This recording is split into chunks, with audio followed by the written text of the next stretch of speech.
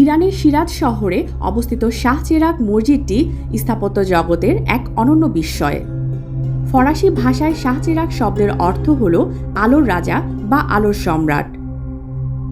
বাইরে থেকে একে সাধারণ মনে হলেও এর ভেতরে প্রবেশ করলেই দেখা যায় হীরা বা জহরতের মতো ঝিকমিক করা এক অন্য জগৎ। মূলত লক্ষ লক্ষ ছোট কাচের টুকরা আর আয়নার সুনিপুণ কারুকার্যের কারণেই এই মসজিদটি বিশ্বজুড়ে পরিচিত।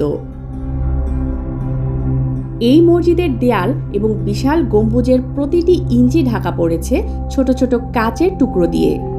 যখনই মসজিদের ভেতরে আলো জ্বলে ওঠে তখন সেই আলো কাচের টুকরোগুলোতে প্রতিফলিত হয়ে পুরো পরিবেশকে হীরার মতো উজ্জ্বল করে তোলে।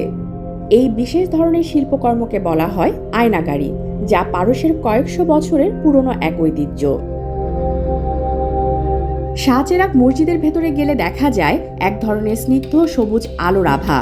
কাস্টমাইজড কাচ এবং লাইটিংয়ের এমন সমন্বয় করা হয়েছে যা আগতদের মনে এক আধ্যাত্মিক প্রশান্তি তৈরি করে।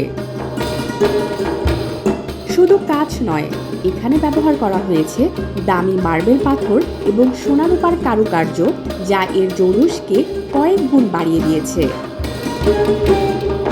চতুর্দশ শতাব্দীতে নির্মিত এই স্থাপনাটির আধুনিক রূপ দেয়া হয়েছে কয়েকশো বছর ধরে চলা সংস্কারের মাধ্যমে। ভূমিকম্পে কয়েকবার ক্ষতিগ্রস্ত হলেও প্রতিবারই এর সৌন্দর্য আরও বাড়িয়ে পুনর্নির্মাণ করা হয়েছে।